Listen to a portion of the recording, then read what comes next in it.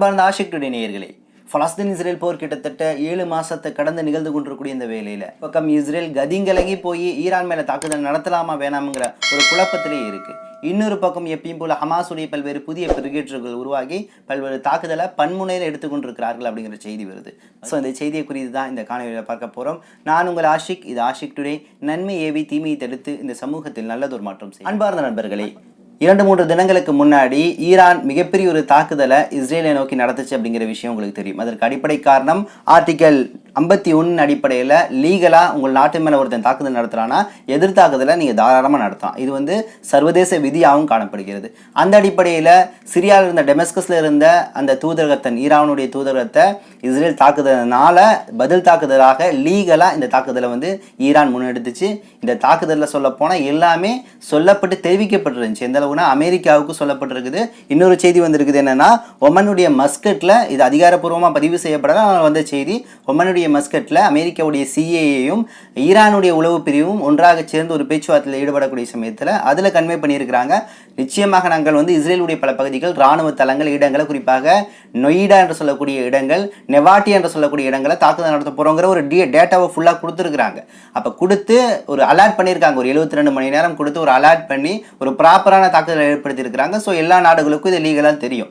So இந்த தெரிவிப்புக்கு அப்புறம் பொதுமக்கள் எல்லாம் நாங்கள் தாக்குதல் நடத்த மாட்டோம், குறிப்பான ஒரு பர்டிகுலரான ஏரியாக்களை நாங்கள் டார்கெட் பண்ணி அடிக்கிறோங்கிற ஒரு விஷயத்தை ஈரான் கையில் எடுத்துச்சு. அது போலவே நான் சொன்ன மாதிரி நொய்டாவாகட்டும் நெவாட்டி ஆகட்டும், இந்த நெவாட்டியாவை பற்றி சொல்லி ஆகணும்.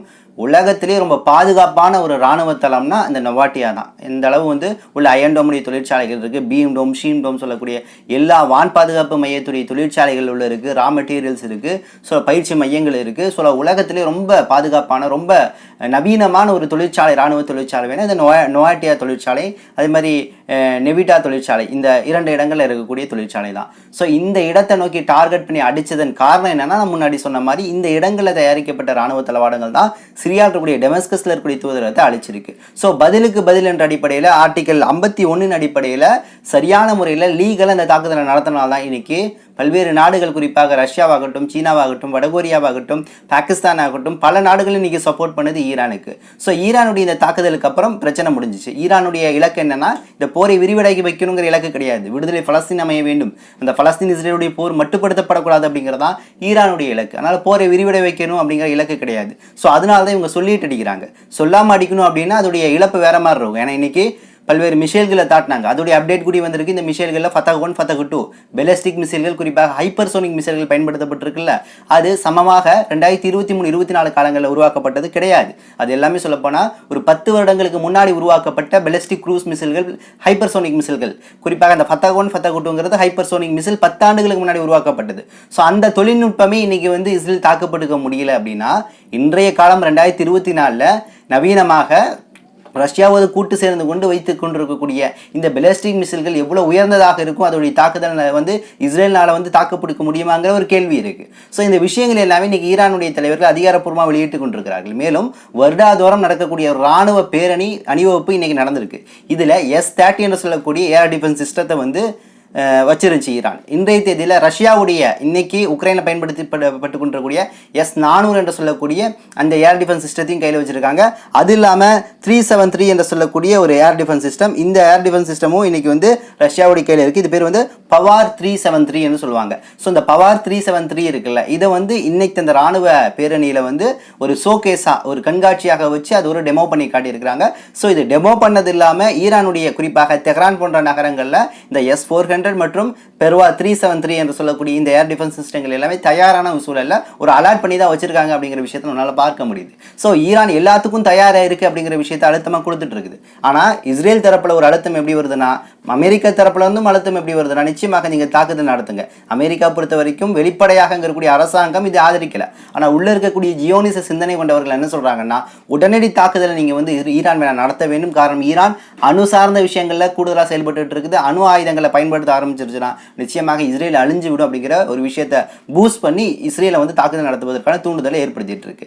மறுபக்கம் இஸ்ரேல் இன்னைக்கு பல நாடுகளை சார்ந்துதான் இருக்கு. ஒன்றும் இல்லை, இந்த தாக்குதலை எடுத்த பொறுத்த வரைக்கும் ஈரான் பல்வேறு ட்ரோன்கள் அனுப்புது, மிசைல்கள் அனுப்புது. இதுல குறிப்பாக 7 மிசைல்கள் ஹைப்பர்சோனிக் மிசைல்கள்ல 5 மிசைல்கள் நான் சொல்ல முடியும் இந்த நொவாட்டியா என்ற நகரத்தை அழிச்சிருக்கு. இந்த ராணுவ தளவாடங்கள் உற்பத்தி செய்யக்கூடிய அந்த இடங்களை முற்றுமுழுதுமாக அழிச்சிருக்கு. 2 தான் இடைமறிப்பு செய்ய முடிஞ்சிருக்கு. ஸோ அந்த அளவு இவங்க என்ன பண்ணியிருக்காங்க, முன்கூட்டியே பல ஏற்பாடுகளையும் இந்த விஷயத்துல செஞ்சிருக்கிறாங்க. முன்கூட்டியே பல விஷயங்களை அறிவித்தால் கூட இஸ்ரேலால பாதுகாப்பு செய்ய முடியல. சொல்லப்போனால் அந்த 2 ஹைப்பர்சோனிக் மிசைல்களை தடுத்தது எதுன்னு கேட்டீங்கன்னா UAE, சவுதி அரேபியா மற்றும் பிரிட்டன், பிரான்ஸ், அமெரிக்கா போன்ற நாடுகள், ஜெர்மன் போன்ற நாடுகள் தான் செயல்பட்டு இருக்கு. அப்ப இஸ்ரேல்னால சுயமாக தன்னை பாதுகாத்துக் கொள்ள முடியாது, யாரோட உதவி வேண்டும் அப்படிங்கிறதா இந்த தாக்குதல் வழியாக கிடைக்கக்கூடிய செய்தியாக காணப்படுது. ஸோ இனி அடுத்து இஸ்ரேல் தாக்குதல் நடந்துச்சுன்னா இதை விட பன்மடங்காக ஈரான் தாக்குதல் நடத்த எல்லா வகையிலும் ஆயத்தமா இருக்கு. அது ரஷ்யா பெரிய அளவில் உதவிட்டு இருக்குன்னு நம்மளால பார்க்க முடியுது. குறிப்பாக ரஷ்யா உக்ரைன் போர்ல என்னென்ன விஷயங்கள் அமல்படுத்தப்பட்டு செயல்படுத்தப்பட்டதோ அதுதான் ஈரான் செயல்படுத்தி இருக்கு அப்படிங்கிற ஒரு செய்தி வந்திருக்கு. என்ன விஷயம்னு கேட்டீங்கன்னா, ஆயிரக்கணக்கான ட்ரோன்களை அனுப்ப முடியும், அனுப்பினா ஒரு சர்வைவல் பண்ண முடியும். ஆனா இந்த போர்ல, அதாவது ஈரான் இஸ்ரேல் மேல் நடத்தின தாக்குதல்ல 300 ட்ரோன்கள் பயன்படுத்தப்பட்டிருக்கு. ஸோ இந்த 300 ட்ரோன்கள் போய் அங்க இருக்கக்கூடிய இந்த அயன் டோம் சிஸ்டம் இருக்குல்ல, இது போன்ற சிஸ்டங்களுடைய பேட்டரி செக்டார் எங்கெங்க இன்ஸ்டால் செய்யப்பட்டிருக்கு அப்படிங்கிற விஷயமும், அது ரீலோட், அதை இன்ஸ்டால் பண்ணுவதற்கான டைம் எவ்வளவு எடுக்கும் அப்படிங்கிற பல விஷயங்களை அனலைட் பண்ணி இந்த ட்ரோன்கள் கொடுக்குது. ஒருவேளை இவங்களுடைய அந்த ட்ரோன் மேலே பறக்கும் போது அங்கே இருக்கக்கூடிய போர் விமானங்கள் மேலே பறந்து இந்த ட்ரோனை அடிச்சா கூட சில ட்ரோன்களை அடிக்க முடியும், பல்வேறு ட்ரோன்களை அடிக்க முடியாது. அப்படி அடித்தால் கூட ஃபியூல் தீந்துருச்சு, ஏதாவது பிரச்சனையாச்சு அப்படின்னா கீழே இறங்கணும். அந்த பிட்வீன் டைமில் இங்கே இந்த ட்ரோனுகளுக்கு அடுத்து செல்லக்கூடிய பெலஸ்டிக் க்ரூஸ் மிசைல்கள் எல்லாமே பெரிய அளவான தாக்குதலை வந்து இஸ்ரேலில் ஏற்படுத்தும் அப்படிங்கிறதா ஈரானுடைய கணக்கை காணப்படுச்சு. ஸோ இதே மெட்டீரியல், இதே பேட்டர்னை தான் ரஷ்யா உக்ரைன்ல பல்வேறு இடங்கள்ல வந்து ஏற்படுத்துச்சு. அப்ப எந்த விதத்திலும் ஈரானை டாமினேட்டே பண்ண முடியாத ஒரு சூப்பர் பவராக இன்னைக்கு மத்திய கிழக்குல ஈரான் காணப்படுது. ஸோ இந்த வேளையில தான் இஸ்ரேலுடைய வார் கேபினெட் கூடி இருக்கு. இந்த வார் கேபினெட்ல அங்க இருக்கக்கூடிய மூத்த ரப்பிகள், மத போதகர்கள் ஒரு விஷயத்த சொல்லியிருக்கிறாங்க. என்னன்னா, நாம் இந்த சமயத்தில் திருப்பி தாக்குதல் நடத்தணும்னா அவர்கள் எடுக்கக்கூடிய தாக்குதல் என்பது இஸ்ரேல் என்ற நாடு அழித்திரும், அதனால இப்போதைக்கு தாக்குதல் வேணாம் அப்படின்னு சொல்லியிருக்கிறாங்க. ஏன்னா இந்த தாக்குதல் நடந்தே 4-5 நாட்கள் ஆயிடுச்சு. கிட்டத்தட்ட சனி திங்கள் கிழமையிலேருந்து சனி ஞாயிறு திங்கள் என்ற அந்த 3 நாட்கள் இந்த விஷயங்கள் பேசப்பட்டன. அப்போ இந்த நாட்கள், இவ்வளவு நாட்கள் கடந்தும் இவர்கள் சொன்ன மாதிரி பதில் தாக்குதலை இஸ்ரேல் வந்து ஈரான் மேலே ஏன் நடத்தலைன்னா, இன்னைக்கு ரப்பிகள் தடுத்து வச்சிருக்கிறாங்க, தயவு செஞ்சு திருப்பி தாக்குதல் நடத்த வேணாம், தாக்குதல் நடத்தணும்னா அவர்கள் திருப்பி அடிக்கக்கூடிய தாக்குதல் லீகலாக இருக்காது, அவர்கள் இல்லீகலாக, அதாவது அறிவிக்கப்படாத ஒரு தாக்குதல் நடத்துவாங்க, அதன் மூலம் இங்கே மிகப்பெரிய ஒரு பாதிப்பு ஏற்படுத்தும் அப்படிங்கிற விஷயத்தை வந்து இன்னைக்கு இஸ்ரேலுடைய தோராக்கள், அங்கே இருக்கக்கூடிய ரப்பிகள் இன்னைக்கு அறிவிச்சிருக்காங்க அப்படிங்கிற செய்தியும் அந்த வண்ணம் இருக்கு. இன்னும் சில தகவல்களை திரட்டி கொண்டு இன்ஷா அல்லாஹ் விரைவில் வந்து உங்களை சந்திக்கின்றேன். நன்றி. அஸ்ஸலாமு அலைக்கும் வரஹ்மத்துல்லாஹி வபரகாத்துஹு.